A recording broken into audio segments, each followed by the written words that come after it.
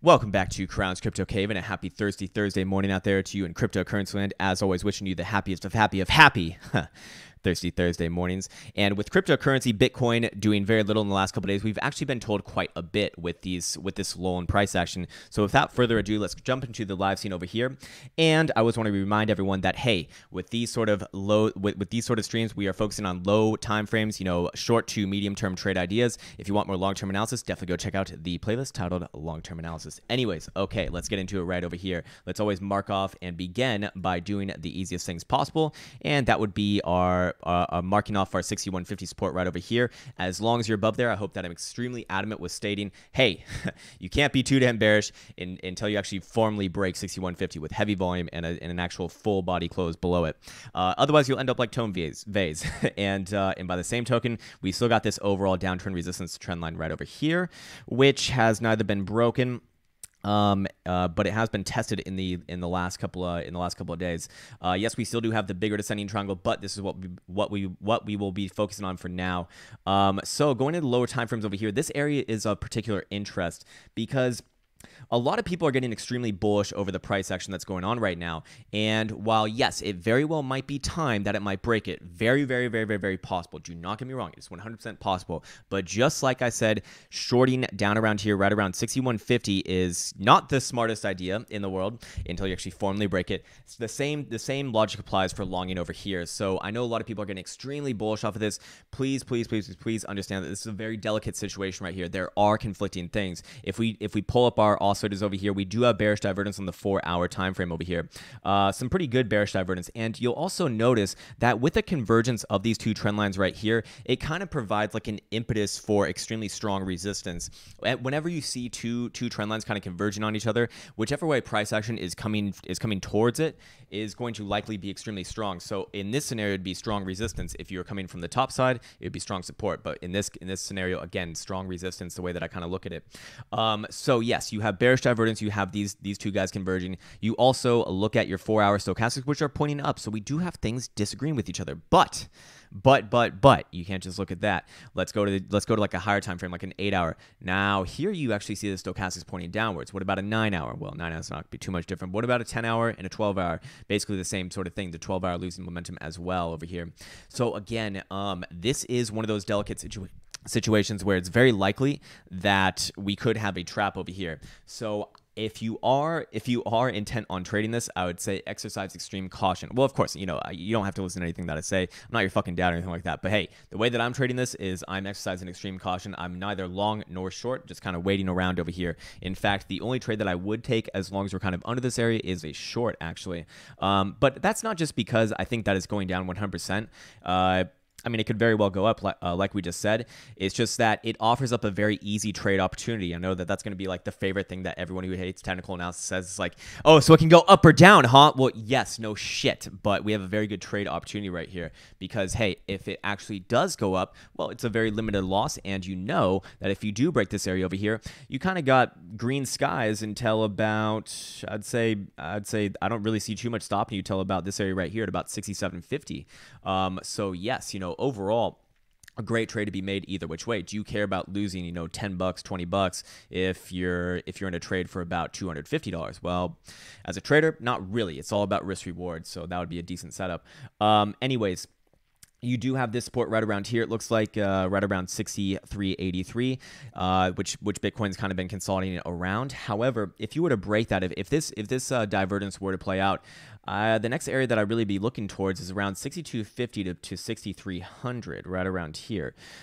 So again, I'm not saying that if you do turn down this from this area that it's an automatic just smash through 6150 and get short all the way down to 4000. No, not at all. I'm saying you just got a new range over here. It's not until again to reiterate, it's not until you break 6150 with force that I become extremely bearish. Like I've been saying. For the last 10.5 months, while this chart has been extremely bearish, creating lower highs after lower high after lower high in a bearish formation as a descending triangle with all sorts of very nasty exponential movement crosses along the way. Well, until you actually break 6150, it has been very unprofitable to short the 6,000 level. So again, looking at this guy right here, I mean, don't get me wrong. I look at this chart right here. This is not the most bullish chart of all time. In fact, I'd say it's very not bullish. However, if you were to break this area over here, like we said, there's very little stopping you from the 100 exponential on the daily dollar time frame right over here at around 67.50. But even then, you'd imagine that it probably does get a free ride to kind of take a stab at the overall resistance trend line at around 69.50 to 7,000 ish area right over here. So again, a good trade to be made either way. But on the daily, we totally forgot to mention this, but yesterday we actually closed the daily below the 21 exponential, except for on every exchange except for GDAX and Finex, which I actually put the least weight on right now. Stamp over here to just kind of show it. Yes, closing about $3 below. BitMexico closing about $1.50 below. But these things do matter to me because as long as you're closing below, it's telling me that the bots and the algorithms are actually respecting those areas. And if they are respecting those areas, then I want to be on the side of the actual market movers. So until we actually get like two closes consecutively above, I don't necessarily want to be taking this trade to the upside. However, you will notice that it's very likely that we do actually kind of close it up up and over if we were to end, well, obviously here, but there's a lot of hours left in the day. So a lot of hours left for package. If we go over here to the 2-day dildo chart, you'll notice that we actually did use the 21 exponential as resistance right here, and currently on this last rally to 64.88. Same thing amongst all exchanges, and I do believe even Finex is around there as well. No, it's actually well above, but Finex, again with the tether situation, it's hard to chart Finex because the whole tether situation has really thrown a loop for that whole thing right here right now. So anyways, let's get back on over here.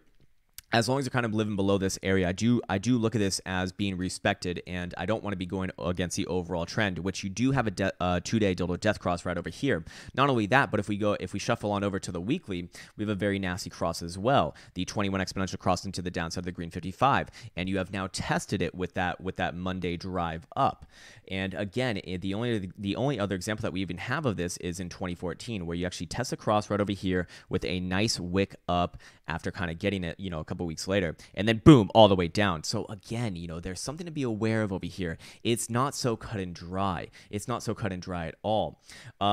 If Bitcoin were to kind of rally above the high of this guy right here at about 68.50, then that would really start to change things just by the nature of ticking above it. But for right here, right now, you can see that we were stonewalled about $100 before that.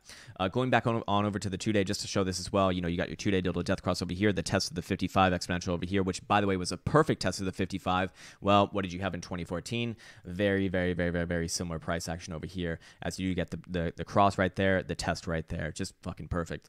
So again, this is a very, very, very, very, very delicate situation, and I would exercise extreme caution in this scenario because we have things disagreeing with each other, but the higher time frames are still unchanged. Doesn't mean that they can't change. Again, key word, doesn't mean that they can't change, but for right now, we do not have confirmation on that, and the people who are getting blindly bullish right now, I believe, might be in for a little bit of surprise because we do have things disagreeing with each other. Again, the lower time frame oscillators are giving us some good bearish divergence over there as I slur on my words.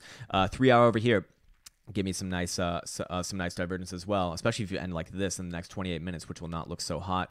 4 hours, same sort of thing, and I believe we see it all the way up to maybe the 8 hour. Let's go check that out. That one out. Well, you don't quite see it on the 8 hour just yet, just because you don't really have higher highs just yet. So fair enough.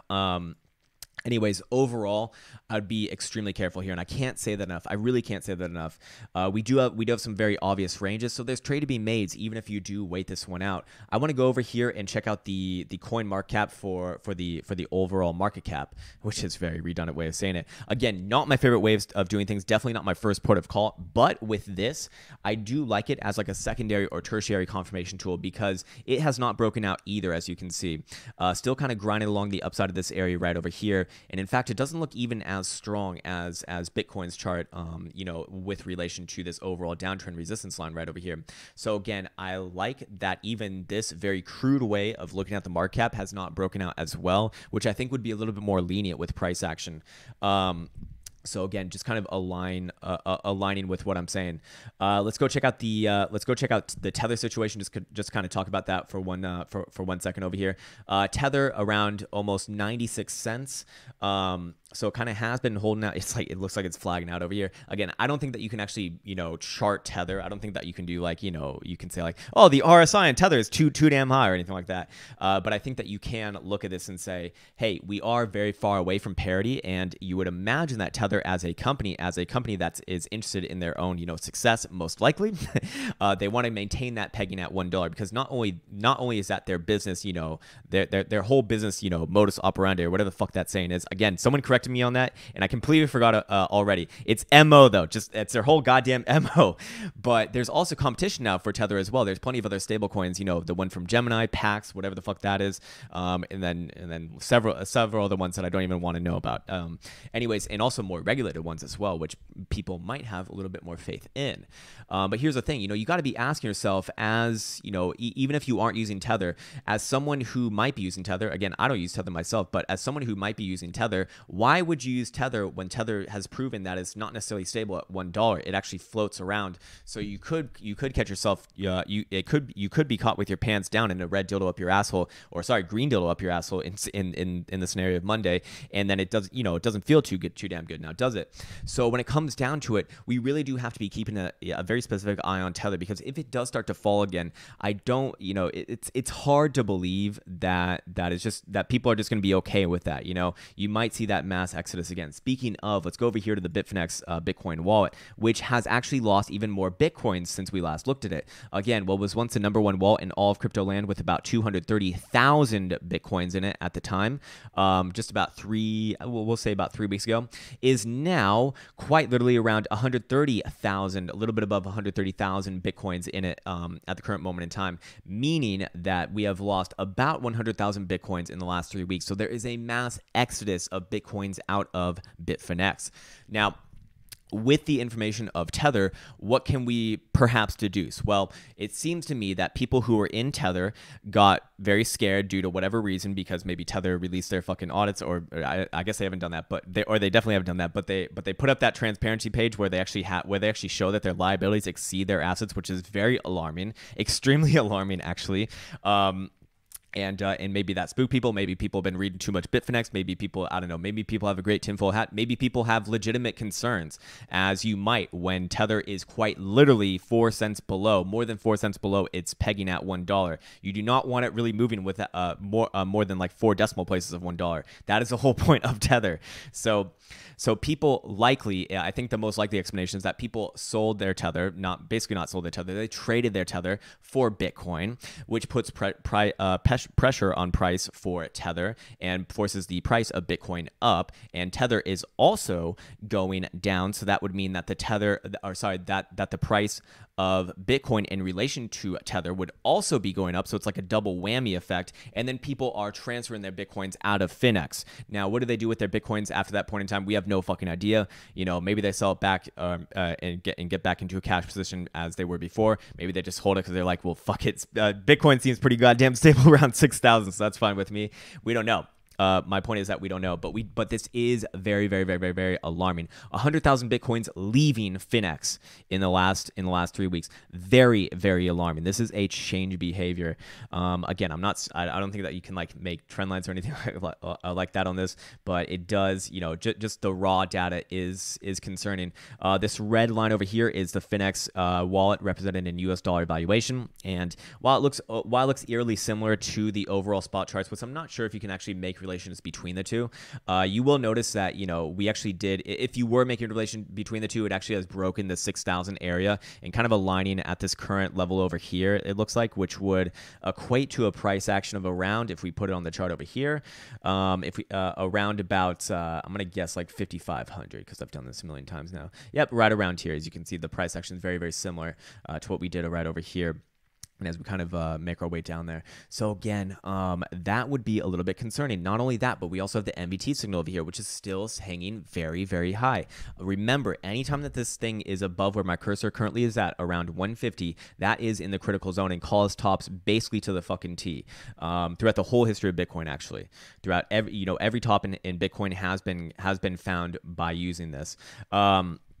And typically speaking, when it does reach that top, it kind of resets by coming to where my cursor currently is, right around here, right around the 50 mark. And as you can see, we're well above the critical zone, the overbought critical zone still. So again, another thing, just kind of agreeing, saying, hey, hold your horses, maybe exercise a little bit of caution. But again, I'm not saying that Bitcoin can't break out to the upside over here. I'm just saying I'd wait for confirmation. It certainly can happen. I just want to see confirmation. Again, I know that haters of technical analysis absolutely are disgusted by that statement. Like, oh, so you say that it can break up or down. Well, yeah, no shit. Technical analysis is not a perfect tool, man. It's just it's an art, not a science. It's just kind of telling us when we know that we're wrong, really, more importantly, which is the actual value inside of it.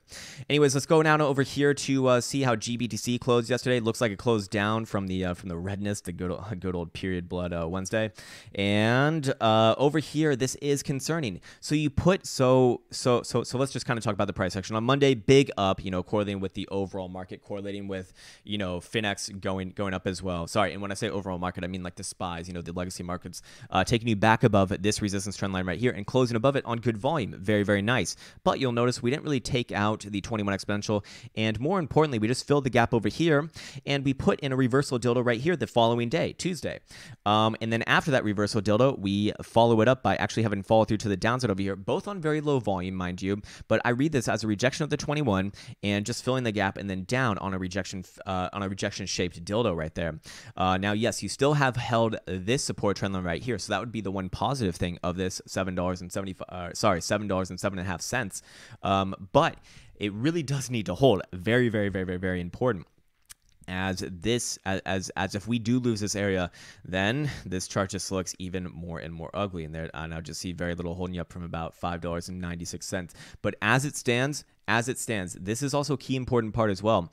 If GBTC can hold this area, this will look like a bear trap. This will look like a fucking textbook bear trap where you gap down and then you gap up, and then if you can continue it up on over here very, very quickly, that would be just textbook shit, and very, very, very, very, very indicative. Again, a great leading indicator for Bitcoin itself.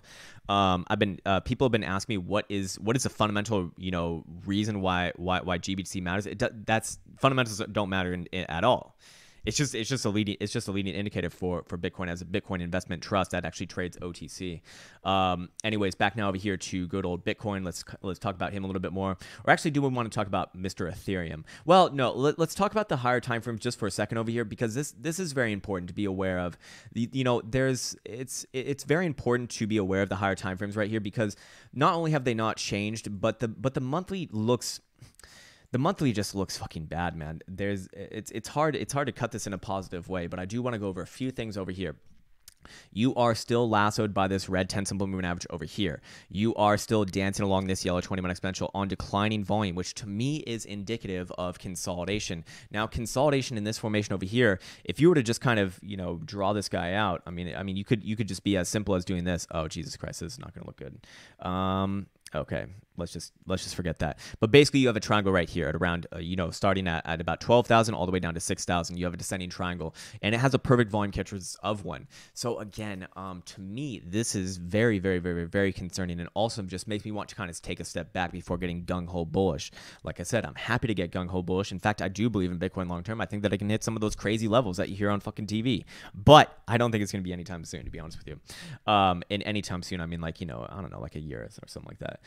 A couple of years to get it to one of the more impressive ones. Anyways, but then again, anything can happen when it comes to that. So the yellow 20-minute exponential is very important to me as well, and I just need to kind of describe this because it does hold a lot of weight.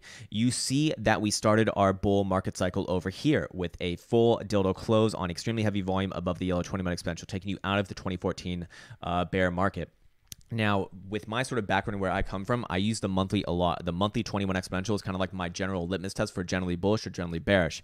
And when it's above it, generally bullish. When it's below it, generally bearish. Now, in this case over here, you just have a great example of it kind of jumping above, and then you start your bull market, just fucking picture perfect. And then you get a 3-year rally culminating in a major reversal below off top, pair of tweezer top dildos right here on heavy volume, and then resolve that to the downside.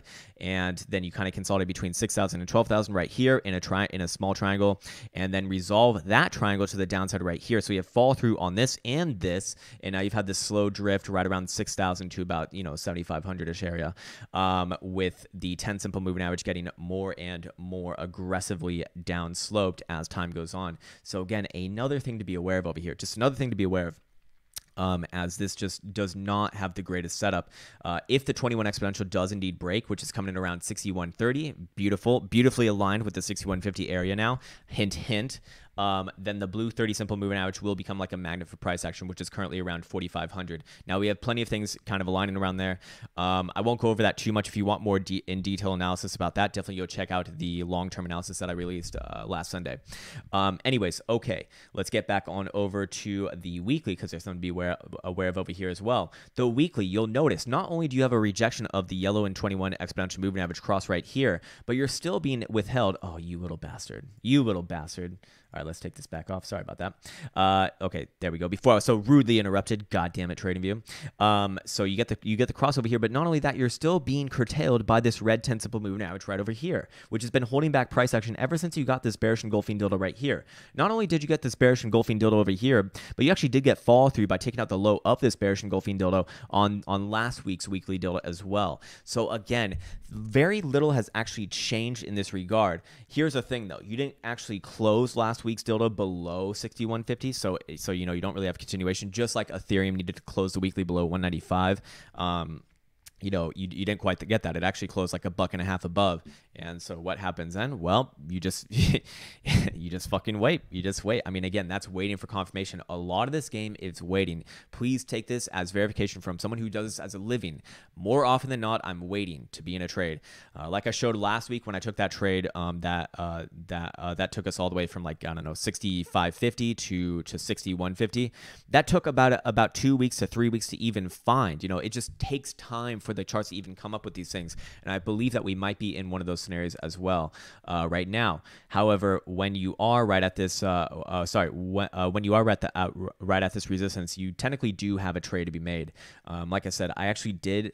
I probably will take a short at some point. I'm a little bit hesitant here to be honest, because it does feel like it wants to break up, to be honest with you.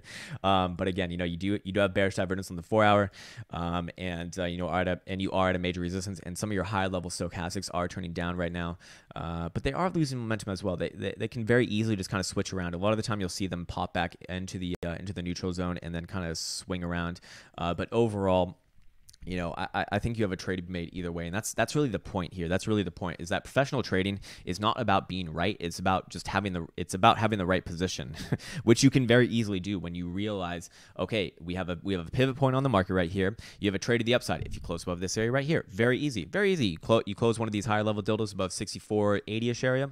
Take a long. If you see a rejection right here, well, you better fucking believe I'm gonna take a short, and I'll be looking for about $100 lower. It looks like, yes, something like that would look okay.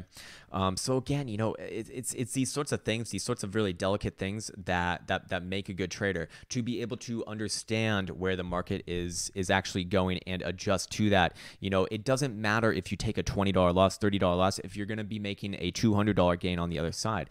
There's no fucking problem with that at all. I mean, obviously, this is a personal thing, right? But in my opinion, I would say, hey, I'm completely fine with taking a $20 loss, or even just, what I could do is start a short right here, and then if we do take out this level over here, just start a long on futures, and that's completely fine, and that's a nice little hedge, and then kind of scale into it as time goes on, and just play the different resistances and supports off that, and then just trade that, and then you start to work yourself into a winning position.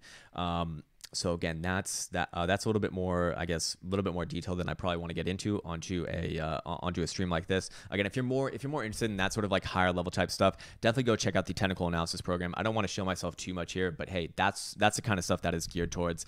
Let's go check out futures exchanges over here, CMEs. CMEs are interesting to me because the daily has never closed any of these dildos above the 21 exponential, actually firmly using it as resistance so far. Again, doesn't mean that it can't break above. It certainly can. It's just we haven't got the same sort of price action as we have on spot exchanges. And yes, the CMEs do matter nowadays. People are trading on them. They actually do some decent volume and can compete. Overall though, same sort of range on this guy. As long as you're above 61.50, can't get too short. As long as you're below, well, We don't even really have this one charted out now, do we? But somewhere right around here. Yeah, it'd actually be a little bit higher at around 65.50, funnily enough. So yeah. Anyways, still just more waiting, just more waiting until we actually get full-on resolution. Let's go over and check out Mr. Buterol before we say our goodbyes, our farewells. And we got over here, whoops, wrong Buterol. You can see that. Jesus Christ, man, that just looks like an ugly chart. Here we go, 212 and 81 cents. And same thing over here for Mr. Buterol. And this one matters to me a lot as well. Look how you are using the 21 exponential as resistance. And this is on Finex, a tether trading exchange, a tether trading exchange, which should be more lenient towards the price action, but still you're getting rejected from this area. Not only that, but you know, to me, the red 10 simple moving average, which remember we do have a strategy I released on the channel about the 10 simple moving average, the red line, and the 21 exponential moving average, the yellow line, and they're actually gaining momentum away from each other. So that would be telling you that the overall momentum is actually taking you a little bit downwards right here. Now it does seem like you are using the 10 simple as support perhaps, but the way that I look at this is like kind of like a faster MACD in a way, in that essentially, you know, they're gaining momentum away from each other. Because what is MACD? It's, you know, it's just a 12 and a 26 exponential. That's why I don't really care to use it too much, because I use exponentials already. You can gauge that from looking at this. You don't need a fucking histogram to tell you that this is ticking up right now. Or maybe you do. I don't know. You know, again, I can't say that for everyone, right? But again, this one would be very indicative, because we have not taken out any major levels. In fact, we have failed to take out any levels that matter at all, really. We got completely stonewalled at this former support, now kind of confirmed as resistance right over here from your former bear flag. And to me, that's just a perfect retest of that, still using the 21 as resistance. So I would be very, very, very, very, very careful in this situation. I'm also keeping one eye on Mr. Buterol, to be very clear. As long as you're below this guy right here at around let's call it 217. Yes, it's a few ticks below, but 217 is just easier to say. Then I'd be defensive. I'd be defensive on this guy right now. Have we taken out the low of yesterday? No, we haven't. We haven't gotten close. We got about $3 to go. Anyways, okay, back on over here to Bitcoin to wrap up the good old talk. And again, we are right at a major resistance. We are printing bearish divergence on the 4-hour. None of the other higher time frames above it, but for right now, I would say it's a very hesitant situation, and I think that people who are getting overly bullish right now are extremely dangerous. And I think that people who are getting overly bearish right now, well, it's hard to get overly bearish until you break 6150. So by the same token, this like buying right here, to make an analogy, would be the same thing as Tone Base selling at 6150. And I know that's kind of fucked up, but it's true, man. It's fucking true. And that's the difference between someone who does this as a living and someone who is just an analyst on YouTube. They will look at this and say it's bearish, and I agree. You know, when you create lower high after lower high for 10.5 months, yeah, you're probably in a bearish market. I mean, you're probably in a bear market. But hey, just because you're in a bear market doesn't mean you just short blindly anywhere. Or at least in my opinion, it's just kind of suicide right there. Same thing with longing right here. I want to see confirmation above this area first, and it does look like the lower time frames are, like the very low time frames are taking down right now. Yeah, it does look like we're kind of losing this right now. So again, your more preliminary support that you want to be holding up right here is this guy right over here. Also your hourly 200 exponential right around 63.80ish area. If you can hold that area, then maybe you do kind of consolidate this area and get another try at this overall resistance right here. But for right here right now, it does look like it wants to kind of consolidate a little bit lower. You will have support right around here as well, 64.50. Don't get me wrong, there is support along the way, but this is the one that you really want to hold down here around 63.80, because if you do lose 63.80, then you very well likely will come back down into the 6200 range, and that's where the red alert goes back on, to where it's like, okay, this now could break out to the downside, and that would be very nasty. Sorry, we forgot to mention one more thing. The longs and the shorts of it all. We have a shit ton of shorts on the table. After Monday, we liquidated about 10,000 shorts, 10,000 fucking shorts. You know, basically creating that wick all the way to almost like 7,800, I believe it was, on Finex, which is just absolutely insane. And then just basically immediately over the next couple of days, shorts re-add that'd be two. Yeah. So Jesus Christ, man, 6,000 shorts basically added in the last couple of days, which are all either slightly underwater or just or just barely underwater right now. Or yeah, so again, most of these people are not, are kind of feeling a little bit of pressure right now, so they would be squeezable. That would be a more bullish thing, obviously. Then we have the longs over here around 22,000, which is very, very low, but that also is not necessarily completely explained about what's going on, because remember, Tether on Finex might have caused some of these some of these traders on Finex to be like, hey, fuck this, I'm getting the fuck out of Finex, and I'm just going to close my long position and then transfer my Bitcoins out, and then maybe put it on somewhere else. We don't know, but we just know that Finex is just losing longs like flies and losing Bitcoins like flies. So again, guys, it's been an absolute pleasure to speak with you. Again, watch the critical levels. I'd be extremely careful in this range. If you are going to take a long, I'd really wait for confirmation. Yes, it certainly can happen. Just I would be waiting for confirmation again with a 4-hour deal to close, but about 64.80 is where I'd comfortably say 64.80, and it'd look okay to me. All right, guys, it's going to do it for today, and I'll see you later in a live stream near you soon. Take care.